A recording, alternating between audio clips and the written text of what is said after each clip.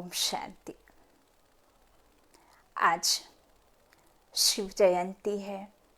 शिव जयंती, शिवरात्रि, शिव परमपिता परमात्मा का अवतरण दिवस, जिसे ही शिवरात्रि कहा जाता है। इस अखंड भारत में परमात्मा स्वयं संगम युग पर ब्रह्मा तन में अवतरण होकर घनघोर अंधेरे को उजाले में परिवर्तित करते हैं, अर्थात नई दुनिया को रचने के लिए रचता बाप स्वयं ब्रह्मा द्वारा नई दुनिया की रचना करते हैं। पुरानी दुनिया और नई दुनिया, दो जनरेशन होती हैं, एक है पुरानी और एक नई। जबकि इस संसार में, पूरे विश्व में एक झूठ व्याप्त है और वो झूठ है माया। माया संपत्ति को नहीं कहते, माया अर्थात 5 विकार। जिन 5 विकारों की वजह से इस संसार में घनघोर अंधेरा हुआ है, जिसे हर कोई समझने तैयार नहीं है कि हम संसार में दुखी क्यों हैं। हर एक आत्मा दुख से उस एक को क्यों पुकार रही है। कहते हैं कि नया खून है, इसलिए आजकल नए खून को ज़्यादा सहन शक्ति नहीं होती, जबकि यह झूठ है। नया खून अर्थात सहन शक्ति, खुद को आत्मा समझ कर्म अकर्म कर जीवन होते हुए भी जीवन मुक्त में रहना, जिसे सतयुग कहते। सतयुग जो सत्य पिता सत्य ज्ञान देकर, जिसे गीता का भगवान निराकार शिव परमात्मा कहते, वो संगम युग पर आकर ज्ञान सागर है तो ज्ञान दाता भी है। वो ज्ञान देकर नई दुनिया अर्थात सुख करता बाप सुख की दुनिया को रचते हैं। ब्रह्मा विष्णु महेश उस एक की रचना त्रिमूर्ति है। आज शिवरात्रि है। शिवरात्रि अर्थात पूरी दुनिया में जब घनघोर अंधेरा होता है ना, तब शिव आते हैं और घनघोर अंधेरे से सोझरा दिया जलाते हैं। कौन सा दिया? आत्मा रूपी बुझे हुए दिए को।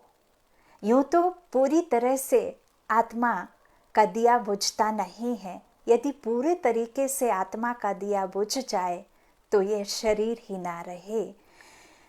आत्मा 5 विकारों से व्याप्त भरपूर हो जाती है। इस संसार में सारी आत्माएं इन 5 विकारों से भरपूर हैं।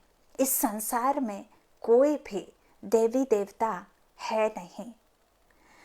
देवी देवता होकर गए, अब उन देवी देवताओं की रचना स्वयं रचता करने आया हुआ है।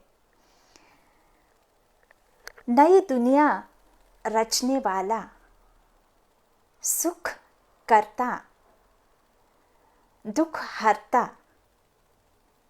परम पिता परमात्मा इस संसार में यूं तो हर एक आत्मा का पिता है, परंतु उसे यथार्थ ना जानने की वजह से, मैं कौन, मेरे कौन की पहेली को ना सुलझाने की वजह से। सब आत्माएं सचखंड की मालिक नहीं बन सकती, क्योंकि लौकिक जीवन में तो आप यदि एक पिता के 4 बच्चे हैं तो चारों बच्चों को इक्वल प्रॉपर्टी मिलती है, नहीं तो वो अपना हक छीन लेंगे, नहीं मिलेगी तो, चाहे वो कपूत बच्चा हो चाहे सपूत बच्चा हो। लेकिन यहाँ परमात्मा के वर्षे के हकदार इस संसार में करोड़ों आत्माएं हैं, सबको नहीं प्राप्त होता, क्योंकि नंबरवार पुरुषार्थ अनुसार ही उस शक्तिशाली पिता के शक्तियों को धारण करना, उस परमात्मा को जानना, खुद को पहचानना कि मैं कौन हूँ, इसका ज्ञान जब आपको होता है तो आप उस परमात्मा से दिल लगा बैठते हैं, उस निराकार को समझने लगते हैं कि मेरा उसके साथ में संबंध क्या है, वो मेरा कौन है, कब आता है, आते हैं तो क्या करते हैं, क्या देकर जाते हैं और क्या लेकर जाते हैं। वो सद्गति दाता इस संसार की हर एक आत्मा को मुक्ति, जीवन मुक्ति देने आते हैं, चाहे फिर कोई उसे जाने, माने या ना माने। यूं तो हर कोई मानता है, लेकिन समझते बहुत कम हैं। इसीलिए हम जो भक्ति काल से त्योहारों को मनाते आए हैं और उन त्योहारों को हम यथार्थ नहीं समझ पाए, जैसे मान लीजिए शिवरात्रि ही है, शिवरात्रि पर हम बेर चढ़ाते हैं, भांग धतूरा चढ़ाते हैं, ना जाने क्या क्या चढ़ाते हैं, शिव अभिषेक करते हैं। हम जो भी चढ़ाते हैं वह स्थूल चीज़ें हैं, और आप जब किसी चीज़ को स्थूल में नापा करते हैं, हम जब मान लीजिए बेर की बात लेते हैं तो बाबा ने, परमात्मा ने, ईश्वर ने बेर अर्थात बैर कहा है, जो आपके अंतर मन में किसी के भी प्रति बैर जो आपने दबा रखा है, किसी मनुष्य आत्मा के प्रति घृणा, बैर, किसी से दुश्मनी, किसी से बदला, किसी से कुछ तरह का जो भी आपने अपने अंतर मन में दबा रखा है, उस बैर को, उस परमात्मा को चढ़ाना है, उसे आपको छोड़ना है।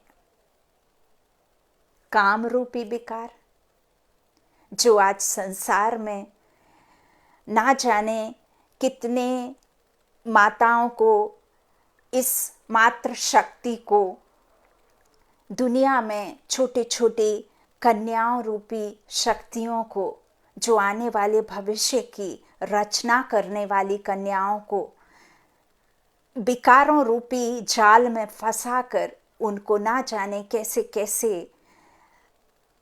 गिराते हैं, उस शक्ति को कम करते हैं, उस विकार रूपी स्थूल अपने अंदर के कड़वेपन को त्याग करना। दूध दही चढ़ाते हैं, वो आत्मा का प्रतीक है। आत्मा एकदम शुद्ध है, बिल्कुल दूध की तरह प्योर है। कोकोनट में जो अंदर आपने सफ़ेदी देखी है, वो आत्मा का प्रतीक है।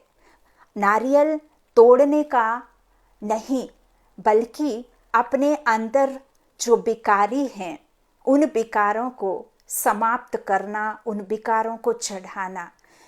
दिया जलाना अर्थात देना, प्रकाश का दिया, आत्मा रूपी प्रकाश का दिया जलाना। हर एक को इस अंधेरे से निकालना कि जो हम तीज त्योहार मनाते हैं वो असल में मनाने का नहीं, प्रैक्टिकल में उसे धारण करने का है, खुशियां देने का है, दिल खुश मिठाई खिलाने का है, ना कि आपके मुंह के द्वारा कड़वे बोल बोल करके एक दूसरे को हमेशा नीचे गिराना। जो ऊपर जा रहा है उसको नीचे गिराना, जो आगे बढ़ रहा है उसकी वृद्धि को कैसे रोका जाए उसके मंसूबे तैयार करना। दुश्मनी को हम दुश्मनी से कैसे जवाब दें, उस स्थूल हमारे विकारों को त्यागना, ये त्योहार हैं। आत्मरूपी दिए को जलाना। इस संसार में जो रावण पूरे विश्व में है, उस रावण से अपने आप को दूर करना। और वो कैसे होगा? परमात्मा की याद से। अब परमात्मा की याद से वो रावण कैसे जलेगा? तो परमात्मा शांति का सागर है, ज्ञान का सागर है, शक्ति दाता, शक्तियों से भरपूर वो सर्वशक्तिमान है। जब हम अपने माता पिता के साथ एक घर में रहते हैं और जब बालक बड़ा होता है तो अपने माता पिता से वो कभी भी ये नहीं कहता कि मुझे अपने संस्कारों को एक पेन कॉपी में लिख करके आप दो तो मैं उन संस्कारों को धारण करूँगा।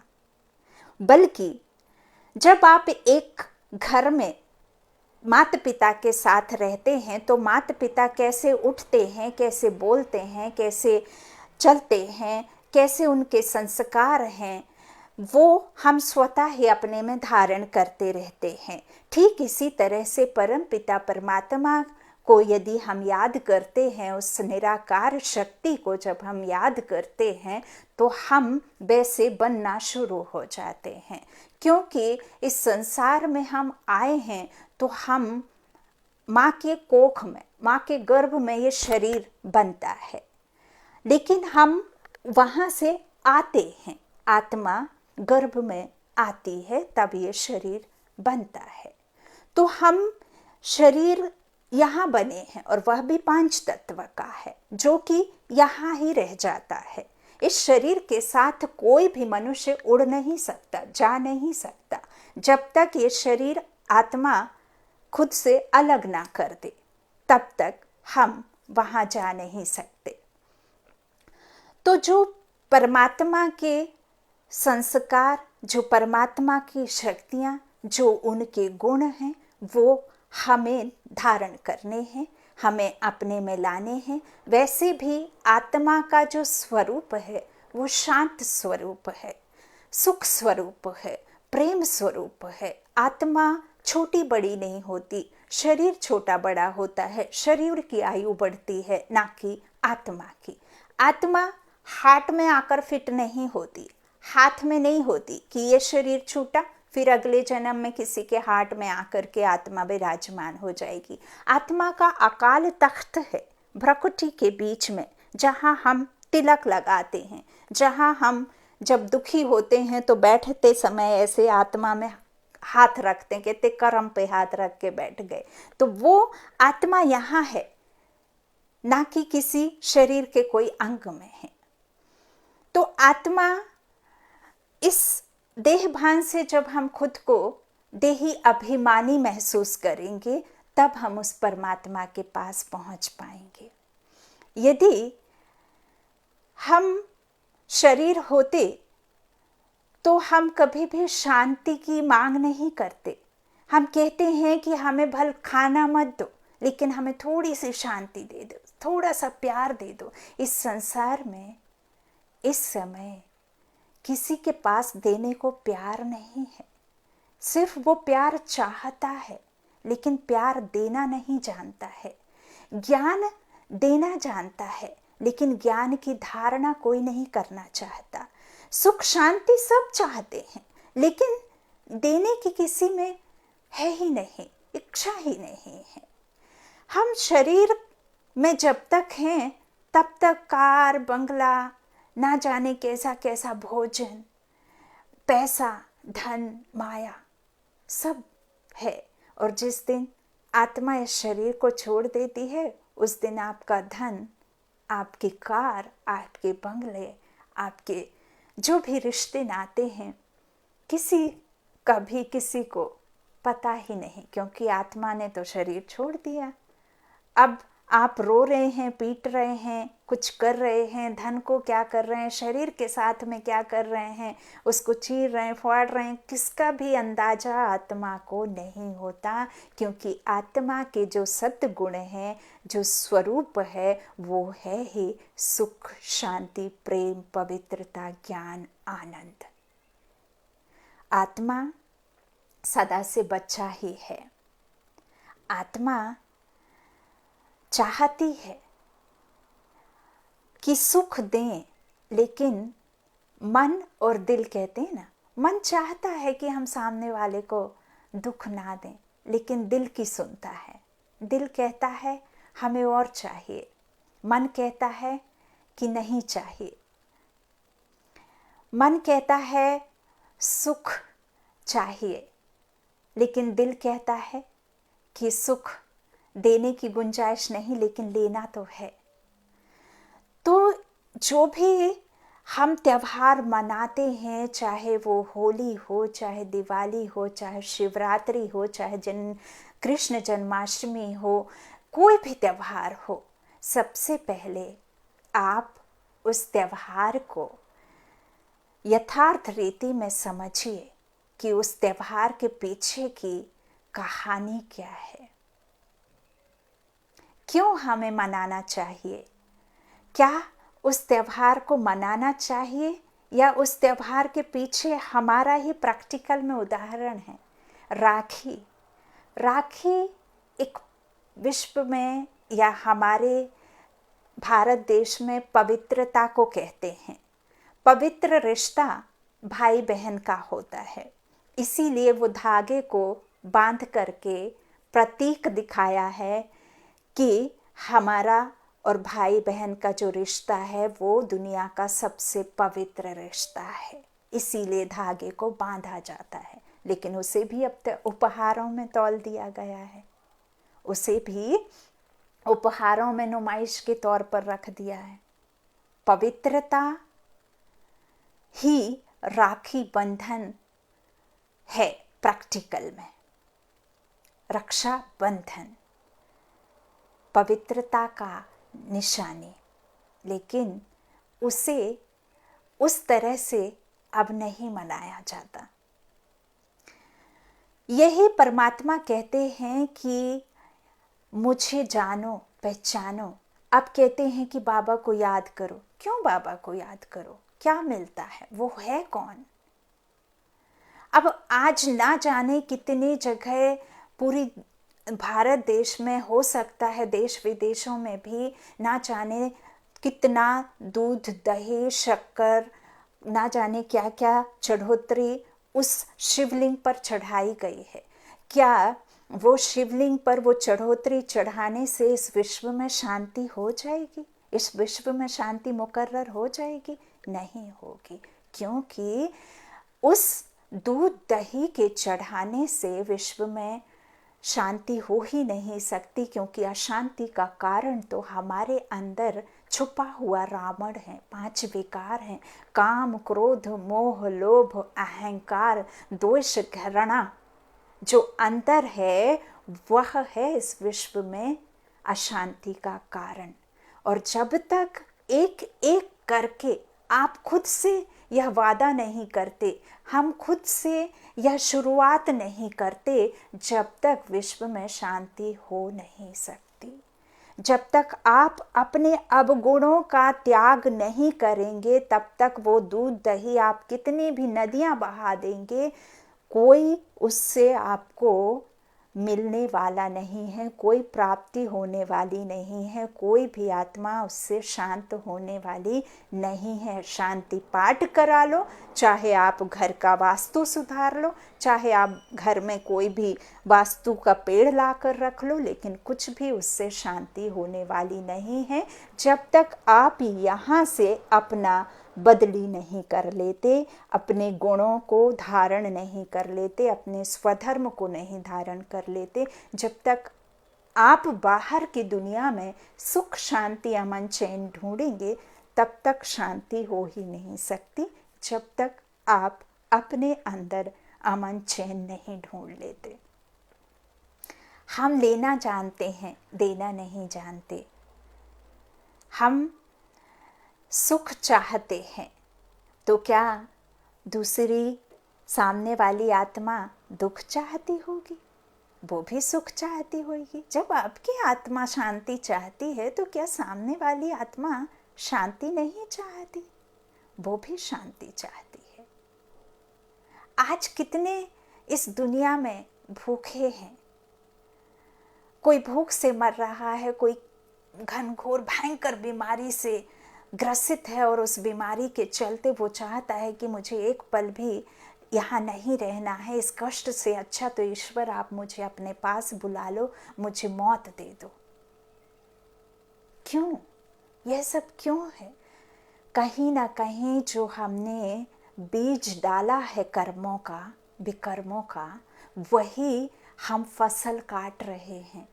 यदि हम विश्व में शांति चाहते हैं तो हमें अपने ही अंदर की अशांति और दुख के कारणों को अपने द्वारा ही ख़त्म करने होंगे, और वह होगा जब आप सच्ची शिवरात्रि, सच्ची दिवाली, सच्ची जन्माष्टमी, सच्ची राखी, सच्चे त्योहारों को समझेंगे, सच्चे तीज त्योहारों को जानेंगे।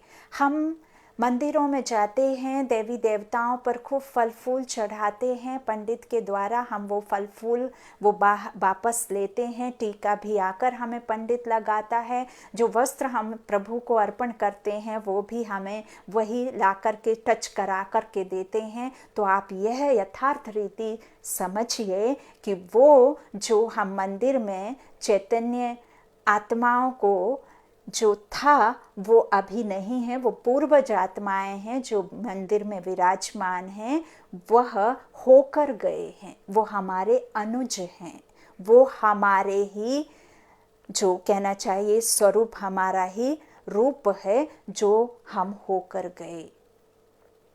देवी देवता अभी इस संसार में, इस दुनिया में, इस भारत देश में नहीं है, वो अब बन रहे हैं। वो भी स्वयं परम पिता परमात्मा ब्रह्मा तन द्वारा ज्ञान देकर उस ज्ञान को वो धारण करेंगे जब वो देवी देवता बनेंगे। हम जिनसे मांग रहे हैं उनसे आपको कोई भी प्राप्ति होने वाली नहीं है। जितना जल्दी आप समझ लेंगे उतना ही हमारे लिए स्वकल्याण है, विश्व कल्याण है, परिवार का कल्याण है। इस संसार में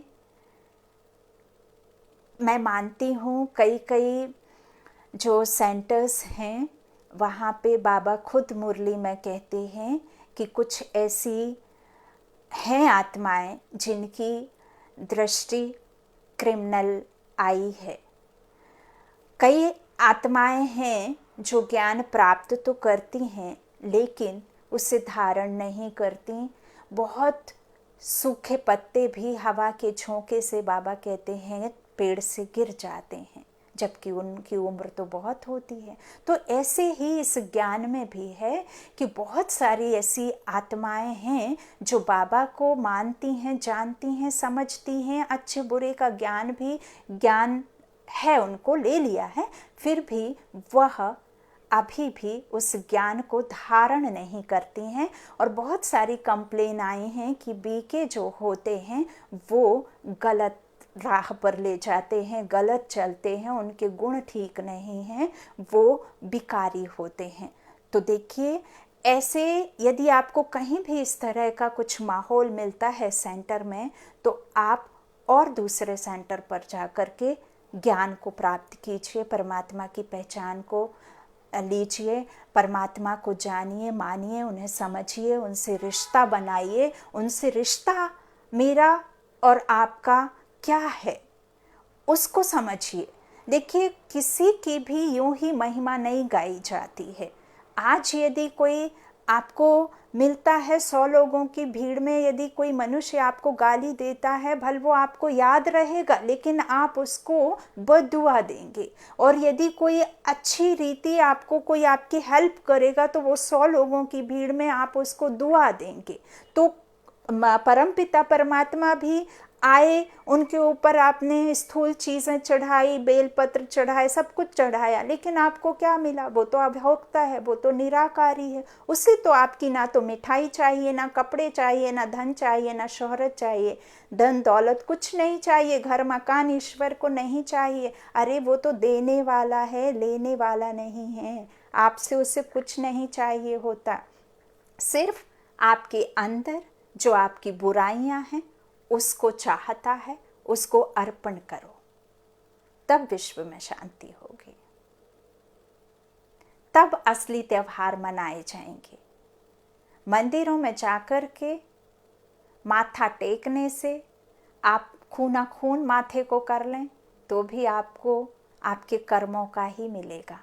कर्म प्रधान है, कर्म से ज़्यादा कुछ नहीं मिलता।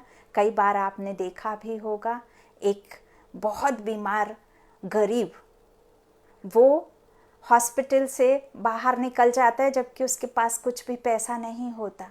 वो अपनी लड़ाई को जीत लेता है, उस बीमारी को जीत लेता है। और एक बहुत धनवान, बहुत पैसे वाला, जो डॉक्टर की टेबल पे 2 लाख 3 लाख भी रख देगा, लेकिन वो बीमारी से बाहर नहीं निकल पाता, नहीं उबर पाता। क्यों? क्योंकि यहाँ कर्मों की गति है, कर्म प्रधान है।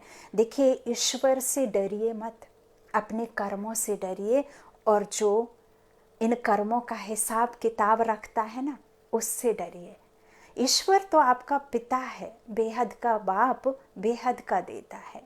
कोई भी बाप अपने बच्चों को दुख नहीं देता, चाहे उसके लिए वो दिन रात एक कर दे, लेकिन कोई भी बाप दुख अपने बच्चों को नहीं देता। और ईश्वर आपका पिता है, गॉड फादर है, सुप्रीम सोल।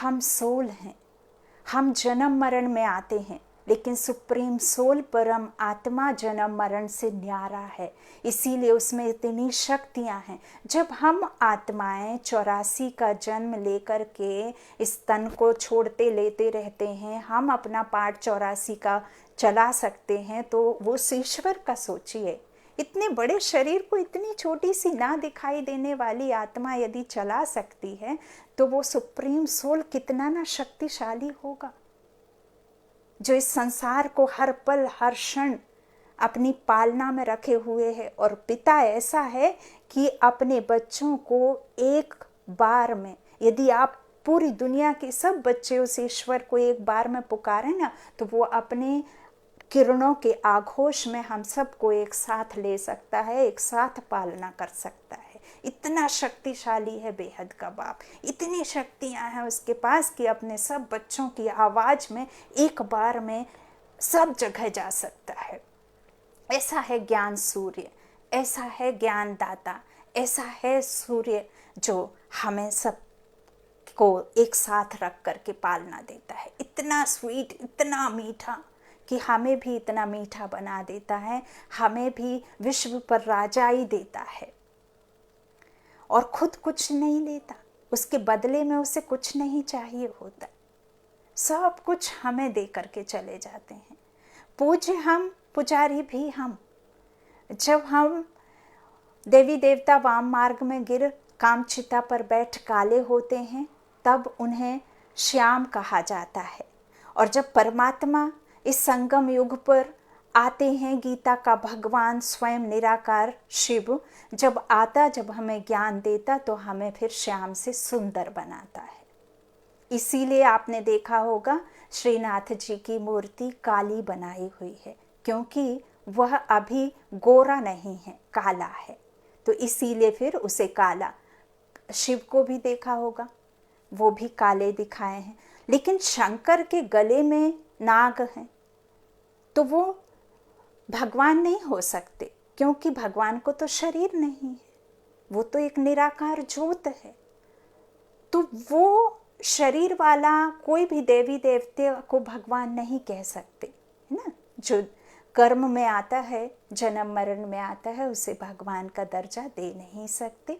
इसलिए इस ज्ञान को समझिए, सेंटर्स पर जाइए। आपको जो सेंटर्स में कुछ कंप्लेन है, जो आपको नहीं समझ में आता, आप वहाँ नहीं जाइए, दूसरे सेंटर को ढूंढिए। देखिए, हमें अपना कल्याण करना है और अपने कल्याण के लिए हमें, जहाँ हम इतनी भक्ति काल में, हम द्वापर से इतनी दर दर की ठोकरें खाते आए हैं, हमने जप किया, तप किया, ना जाने क्या क्या हमने भगवान की प्राप्ति के लिए किया। अब जब भगवान आपको इतना सहज रीति मिल रहा है कि सिर्फ मुझे याद करो और सब कुछ ले लो, अपने अवगुणों को छोड़ दो। कोई चोरी चकारी करने नहीं कह रहा है, किसी के घर डाका डालने नहीं कह रहा, किसी के लिए बुराई करने नहीं कह रहा है, किसी का उल्टा सीधे करने नहीं कह रहा है। तो क्या आप बिना विकर्मों के, बिना उल्टे काम के जी नहीं पाएंगे? जी सकते हैं।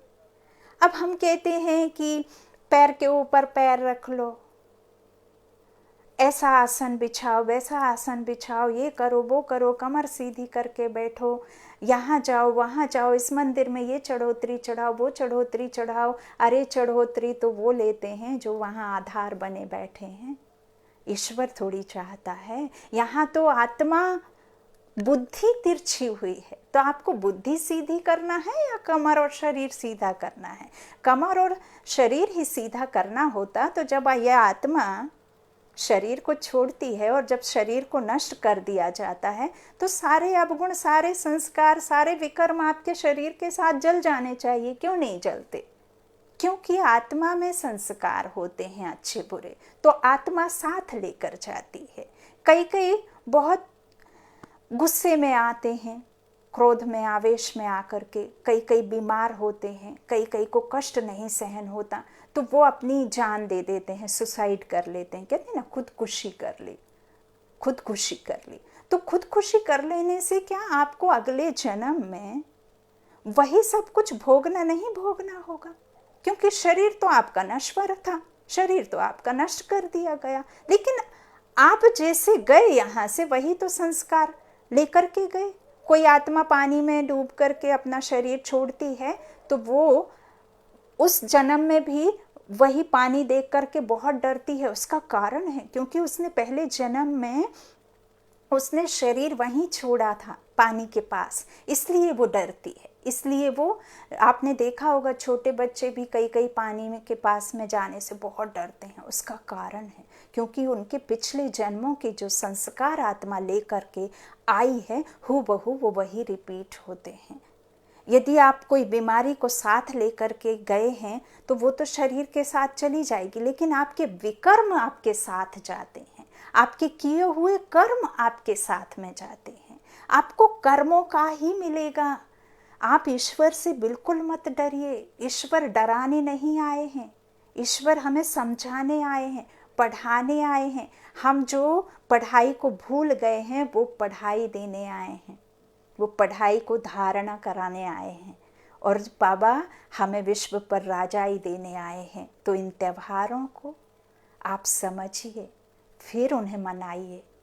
आप भल मंदिर खूब जाइए, खूब जयकारे के नारे लगाइए, खूब घंटी बजाइए, लेकिन उसके पीछे के राज को समझिए। शंख बजाइए, लेकिन उस शंख की ध्वनि को समझिए कि असल में कौन सी शंख ध्वनि की बात बाबा करते हैं, कौन सी बात परमात्मा हमें कह रहे हैं कि बच्चे, इस संसार में एक तरफ गुप्त रीति से स्थापना हो रही है शांति की, और दूसरी तरफ जो हाहाकार मचा हुआ है वो विनाश। एक धर्म, एक कर्म, एक राज्य, यथा राजा यथा रानी।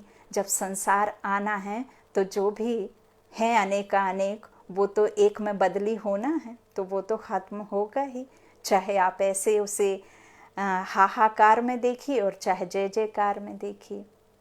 अब हूबहू यही मनुष्य की दुनिया, यही करोड़ों आत्माएं यदि सतयुगी बन जाएं तो ये ड्रामा ही ना चले, आगे ही ना बढ़े, यहीं रुका रहे और जास्ती बढ़ता रहे। लेकिन ऐसा है ही नहीं।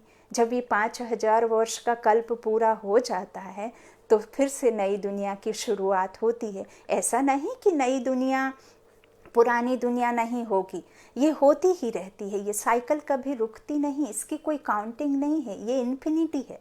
इसमें कभी भी आप काउंट नहीं कर सकते हैं कि कितने वर्ष हुए इस ड्रामा को, ये ड्रामा ऐसे ही चलता रहता है। तो समझिए, गीता का भगवान कृष्ण नहीं है, कृष्ण फर्स्ट प्रिंस है सतयुग का, और वो भी राधा दूसरे जगह के और कृष्ण दूसरे जगह के। स्वयंवर के बाद वह लक्ष्मी नारायण बनते हैं। जो 16 कला संपूर्ण निर्विकारी होते हैं, वह भी ब्रह्मा की आत्मा ही कृष्ण का जन्म लेती है। और जो राधे हैं, जो मम्मा हैं, जगत अम्बा यहाँ है, ना कि उस दूसरी दुनिया में। जगत अम्बा यहाँ है, जो कि जा कर के राधे बनती हैं और वही लक्ष्मी बनती हैं स्वयंवर के बाद। और एक बात, कृष्ण के माता पिता की आपने उतनी ज़्यादा देखी नहीं है कि उनका उतना वाहवाही नहीं हुई जितनी कृष्ण की हुई। उसका कारण है क्योंकि जब इस दुनिया में, भारत देश में, जब सतयुगी दुनिया की स्थापना होती है, तो कृष्ण इन कलयुगी कोई एक आत्माओं में से ही जन्म लेते हैं। तो फिर वो शरीर छूट जाता है माता पिता का, क्योंकि वो पतित दुनिया के होते हैं ना। क्योंकि ये शरीर तो बेकारी है, यहाँ भल आधे उम्र से संत कहीं जा कर के अपना पवित्रता धारण कर लेते हैं, लेकिन शरीर तो बेकारी है ना। माँ के कोख से जन्म होने वाला शरीर बेकारी होता है। तो इसीलिए फिर उनके माता पिता की इतनी वाहवाही नहीं हुई, उनको पूजनीय नहीं कहा जाता है कृष्ण के माता पिता को, क्योंकि कृष्ण सतो प्रधान है, लेकिन वो आत्माएं नहीं हैं। और यह भी आपको पता है कि सतयुगी दुनिया भारत में ही है, भारत ही अखंड है। और इन 4-5 वर्षों में, जैसे कि अब ये जो 3rd वर्ल्ड वार जैसा ही चल रहा है, तो कोई भी जो बॉम्ब आदि भारत में गिरने वाला नहीं है। लेकिन इसका मतलब ये नहीं है कि हम आत्माएं शरीर छोड़ेंगी, नहीं, आत्माएं शरीर छोड़ेंगी, क्योंकि सतयुगी दुनिया आने की है। लेकिन हाँ, कहते हैं कि जैसे बीके जो बहनें होते हैं, जो माताएं होती हैं, जो दादियां हैं, जो बीके वरिष्ठ भाई हैं, तो यह सब जो हैं, कहते हैं कि कोरोना से भी देखो कितने सारे बीके भाई बहन, ब्रह्म कुमार कुमारियाँ का शरीर छूटा है, आत्मा ने छोड़ा है। तो क्यों, जब वो भगवान के बच्चे हैं तो क्यों छूटा उनका शरीर? ऐसा प्रश्न हर एक के मन में जागा होगा कि जब भगवान के पास ही बैठे हैं तो भगवान ने उन्हें क्यों नहीं बचाया। तो देखिए, जो लौकिक जीवन में जो बाबा को नहीं जानते, जो बाबा के बच्चे हैं और जो बाबा के बच्चे नहीं हैं, जिन्होंने उस ईश्वर की यथार्थ रीति नहीं समझी, तो उनका शरीर छूटता है तो उनका कष्ट में छूटता है, उनका कष्ट में छूटता है कि मेरा परिवार, मेरे साथी, मेरे संगी, मेरा धन, मेरा माया, मेरा महल, मेरा कार, मेरा बंगला, ऐसे करके उनकी आत्मा बहुत कष्ट में शरीर छोड़ती है। लेकिन जो बाबा के बच्चे हैं, वो ये सोच करके जाते हैं कि मैं तो अब बाबा के पास चला, मैं ईश्वर के पास चला, और ईश्वर ने यदि चाहा तो दोबारा सेवा का वापस मौका देंगे। तो वो सेकंड्स में मुक्ति प्राप्त कर लेते हैं, जीवन मुक्ति में चले जाते हैं, है ना। अब ये दो दुनिया में इस तरह से जो वर्ल्ड वार होंगे या जो भी होगा, तो आपको क्या लगता है, अब जब इतने होलसेल में जाएंगी शरीर छोड़ कर के आत्माएं, तो उनको जब दूसरा शरीर नहीं मिलेगा तो वो प्रेत आत्माएं बनेंगी। प्रेत आत्माएं बन कर के फिर इंसानों को किसका भी शरीर समझेंगी, कि क्योंकि उनको तो अचानक मौत आती है, उनको तो शरीर छूटने का समय था नहीं, और दूसरा शरीर उनके लिए तैयार भी नहीं है। तो दूसरा जब शरीर नहीं है तो वो माँ के गर्भ में कैसे जाएंगी। तो इस तरह से जब आत्माएं शरीर छोड़ती हैं बिना कोई वजह नहीं होती है, तो फिर वो प्रेत आत्माएं, क्योंकि किसी भी शरीर को वो अपना समझ करके उसमें अपना धारण कर लेती हैं, फिर वो प्रेत आत्माएं बनेंगी। तो इसके लिए आपको क्या करना है, आत्मबल इकट्ठा करना है। आत्मबल इकट्ठा कैसे होगा, जब आपको ईश्वर की याद में रहना होगा, ईश्वर से प्रेम लगाएंगे, ईश्वर से आप याद में रहेंगे, उसे अपना बनाएंगे, तब आपका आत्मबल बढ़ेगा कि मैं आत्मा, ये शरीर नहीं हूँ, है ना। शरीर तो आता जाता है, आत्मा तो निराकारी स्वरूप है ही उसका, अविनाशी है ना, विनाशी तो शरीर है। तो फिर इस तरह से जब आप आत्मबल रहेंगे, आप में शक्तियाँ भरी रहेंगी, तो आपका शरीर धारण नहीं कर पाएगी।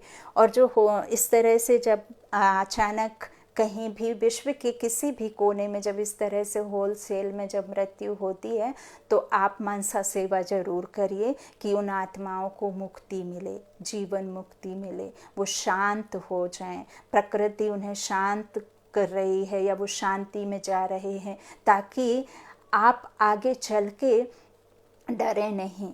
अभी देखिए संसार में फर्स्ट वेव में उतना ज़्यादा नुकसान नहीं हुआ था जब कोरोना आया था। 2019 दिसंबर जनवरी में यूँ तो आ गया था, लेकिन पूरे में जो व्यापक अपना विकराल रूप लिया तो उसने जनवरी फरवरी मार्च में तो बहुत अच्छे से आ गया, उसमें उतना ज़्यादा नहीं हुआ। फिर सेकंड वेव में तो आप पूछो ही मत, फैमिली के फैमिली चले गए, किसी किसी के घर में कोई रोने गाने वाला भी नहीं। उसके पीछे भी बाबा ने राज बताया है, ईश्वर ने खुद कहा है कि हमारे खुद के बच्चे हैं, मेरे खुद के बच्चे हैं, और इन बच्चों की मैं ये हालत को सहन नहीं कर सकता, इसीलिए मैं ऐसा होने ही नहीं दूंगा कि कोई बचे पीछे से। मैं सबको ले जाऊंगा, क्योंकि मैं तो ले जाने ही आया हूँ, क्योंकि मैं नहीं देख सकता। हालत तो हमारे ही वजह से हुई है। हम रावण राज्य में, हम इस माया में इतने फंस गए हैं कि हमारे दुख का कारण हमारे ही गुण हैं, अवगुण हैं, है ना।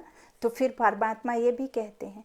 फिर आपने देखा होगा कि एक और आया ओमिक्रॉन, फिर से आया वापस कोरोना, फिर भी इतना नहीं हुआ, फिर अब वार छिड़ गया।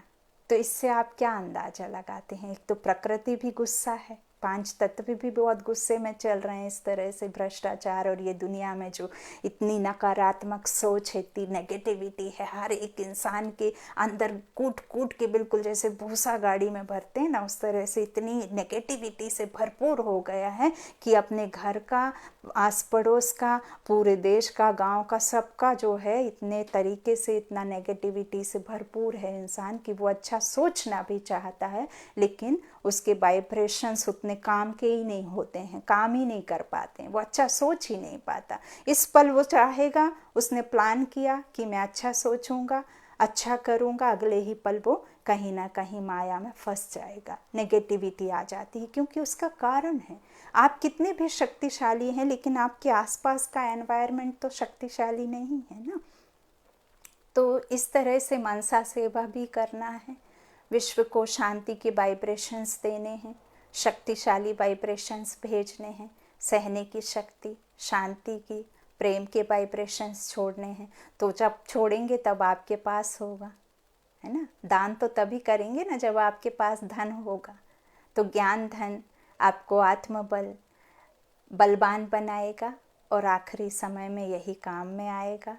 और सभी दुनिया के नज़ारे देख रहे हैं, किसी से कोई बात छुपी नहीं है, लेकिन यह बात आप ज़रूर अपने मन में और बुद्धि में बिठा लीजिए कि ईश्वर कभी किसी का बुरा नहीं करता, किसी को दुख नहीं देता, किसी को भी दुखी देख करके वो सुखी नहीं रहता, वो तो बहुत दुखी होते हैं।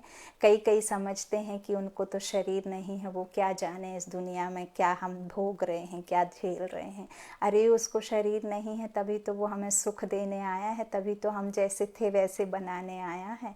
यह बातें हमें समझनी है ना। आप सभी का बहुत बहुत शुक्रिया। सभी स्नेही भाई बहनों को इस शुभ अवतरण, शिव जयंती पर विशेष शुभकामनाएं। और इसी तरीके से सेवा दिन रात चलती रहे, चलेगी। और बाबा तो और जास्ती सेवा को, सेंटर को, ना जाने क्या क्या बाबा अपने उसमें शामिल करके, निमित्त बना के, देखिए कितनी सेवा बाबा करवा रहे हैं दुनिया में हर जगह। तो यह सब बातें आपको समझनी है और सेवा ज़रूर करनी है। जिसको भी सुनने मिलता है। बिल्कुल मिलेंगे, बाबा हमें ज़रूर बुलाएंगे। आज ही जैसे मेरे एक साथी भाई मधुबन में अभी गए हैं शिवरात्रि पर, तो देखिए गए वो हैं लेकिन पूरे समय बाबा के मधुबन में ही मन बुद्धि लगा रहता है। जाते वो हैं लेकिन तन यहाँ मन वहाँ लगा होता है। और यह बहुत ही मतलब मेरा सौभाग्य होगा। बाबा ने सेवा तो दे दी है लेकिन बाबा ने अभी तक मुझे अपने पास नहीं बुलाया है। कुछ ना कुछ कारणवश मैं नहीं जा पाती। आप सभी जानते हैं गृहस्थ में हैं, एक परिवार से हूँ और बहुत सारे रोल भी कर रही हूँ, तो ड्रामा के अनुसार। तो कर्म भी है, बंधन भी है, मन से नहीं है लेकिन है तो सही। तो ज़रूर मिलेंगे और बहुत इच्छा है बाबा के पास जाने की, तो बाबा ज़रूर बुलाएंगे। जो नहीं गए वो भी जाएंगे। और मैं चाहती हूँ कि आप सभी सेवा में इतना कर लें कि दिन रात आपको सिर्फ यही ख्याल चलते रहें। अभी यूँ तो मैं पूरे दिन पूरे रात बैठी रहूँ बाबा के इस तरह से, लेकिन ज़रूरी नहीं है कि सबको ही पसंद आए बातें। बाबा का ज्ञान सभी पसंद नहीं करते हैं, तो हो भी सकता है कि कई समझते हैं कि देखिए ना, जैसे कि एग्ज़ाम्पल आप समझ लीजिए कि कहीं जा रहे हैं, रास्ते में आपको एक मूवी का कोई पोस्टर है, एक कोई संत वाणी का पोस्टर है और एक आपको कोई ऐसी मिलेगी जो पॉलिटिशियन से, पॉलिटिक्स से जुड़ी कोई न्यूज़ होगी, तो सबसे पहली नज़र वो सिनेमा वाली पोस्टर पे ही लोगों की जाती, क्योंकि दुनिया में किसी का भी दोष नहीं है, ये ड्रामा ही है। तो ये ड्रामा जैसा चला सो चल रहा है, इसमें किसी का कोई विशेष कोई किसी का दोष नहीं है। तो बाबा का ऐसा है कि वही कहना है कि हम सेवा करते हैं, लेकिन देखिए हम जब अच्छे कर्म करेंगे तो सामने वाला भी ज़रूर उसको शुरू करेगा। और इन 2 सालों में कोरोना के चलते देखिए फेसबुक में भी ना जाने कितने मनुष्य आत्माओं ने बाबा का ज्ञान उठाया है बिना सेंटर के जाए, है ना। बहुत सारे आत्माओं ने लिया है ज्ञान, तो ये तो बहुत सौभाग्य की बात है। और ज़रूर मिलेंगे सभी भाई बहनों से, और मेरी इच्छा भी है कि बाबा मुझे सबको बुलाएं। मेरा छोटा बेटा तो जानकी दादी को इतना याद करता था। हम एक बार यहाँ जो तिरुपति बालाजी के मंदिर में खड़े थे, तब वो मंदिर में खड़े होने के टाइम मेरा छोटा बेटा कह रहा था, मम्मा यहाँ नहीं होते और आप मतलब थॉट कीजिए कि आप दादी की गोदी में होती और मैं दादी की गोदी में बैठा होता, तो आप कैसा महसूस कर रही होती। तो देखिए वो उतना छोटा बच्चा भी ना तो बाबा को उतना यथार्थ रीति समझता कि वो सोल हैं, वो लाइट हैं, उसके बावजूद उसको इतना मतलब ब्लाइंड फेथ है बाबा के ऊपर, और मनमोहनी दादी को इतना लाइक करता था। तो देखिए अब मेरा तो वो नहीं था सीन में कि मैं दादी के पास जा पाऊँ, उनसे मिल पाऊँ, लेकिन मन की भावना से और गुप्त से मिल लिया, तो यही बहुत बड़ा है। और वहाँ गोविंदा गोविंदा गोविंदा जब चिल्लाते हैं तो मेरा छोटा बेटा बोला, मम्मा इनको और कोई काम और कुछ नाम नहीं मिला, हीरो का नाम रख लिया अपना। तो उसे तो कृष्ण राम ये सब पता नहीं, क्योंकि हम ऐसे कंट्री में हैं कि यहाँ पूजा पाठ ज़्यादा कुछ चलता नहीं, मूर्ति पूजन तो कभी यहाँ होता नहीं। तो बच्चे भी उससे अछूते रह गए, और एक तरह से मैं सोचती हूँ अच्छा ही है, एटलीस्ट उनको ये सब कथा व्यथा बतानी नहीं पड़ी रावण का बारे में नहीं, तो वो सिर्फ इतना जानते हैं कि बाबा है ना, सुप्रीम सोल ऑलमाइटी गॉड है, वही सबका साथी सहारा है। और आप सब खुश रहिए, सुरक्षित रहिए, स्वस्थ रहिए, अपना ध्यान रखिए। और ये बहन सेवा के चलते सब के लिए, जो भी भाई बहन सुनते हैं सब के लिए मनसा सेवा करती है कि सबका कल्याण हो, सबके जीवन में खुशियाँ आएँ, सब जो चाहते हैं सच्चे दिल से वो मनोकामना पूरी हो, और आप सब सुखी रहें, अपना स्वकल्याण करिए। और ज्ञान में ज़रूर आइए, सेंटर ज़रूर जाइए। मेरी एक तरह से आपसे प्रार्थना है कि आप ज़रूर ज्ञान को उठाइए और अपना और अपने परिवार का और अपने आसपास के लोगों का, देश का, विश्व का कल्याण कीजिए। ओम शांति, शुक्रिया, ओम शांति। हैप्पी बर्थडे शिव बाबा को दिल से बोलिए, उनको खूब खूब आभार, कोटि कोटि धन्यवाद जो हम आपको ढूंढा, ईश्वरीय परिवार से जोड़ा और ईश्वर की छत्र छाया में हम सबको बाबा रखते ही हैं, नहीं तो कैसे चलेंगे। वो भी एक ना दिखाई देने वाली प्राणवायु है, ऑक्सीजन है जो हम हमेशा लेते हैं और उसकी ज़रूरत हर किसी को है, चाहे वो किसी भी तरीके से उन्हें याद करें, लेकिन करते तो उस ईश्वर को हैं। बस यही है कि अब शिवलिंग को जान लीजिए कि शिव निराकार है या शिव शंकर है या शिव परमात्मा। राम कौन है, रावण कौन है? राम और रावण एक साथ हो नहीं सकते। जब राम का राज्य होता है तब रावण का राज्य होता नहीं, और जब रावण का होता है तब कोई राम होता नहीं। इस तरह से जब हम इस ज्ञान को समझ लेंगे तो विश्व में बहुत जल्द शांति आ जाएगी। और अभी तो सीन्स देखते चलिए, नज़ारे देखते चलिए, चाहे आप आनंदित रहें और चाहे दुखी रहें, लेकिन जो लिखा है, जो हुआ था सो हो रहा है और वही होगा। शुक्रिया। Good night. ओम शांति।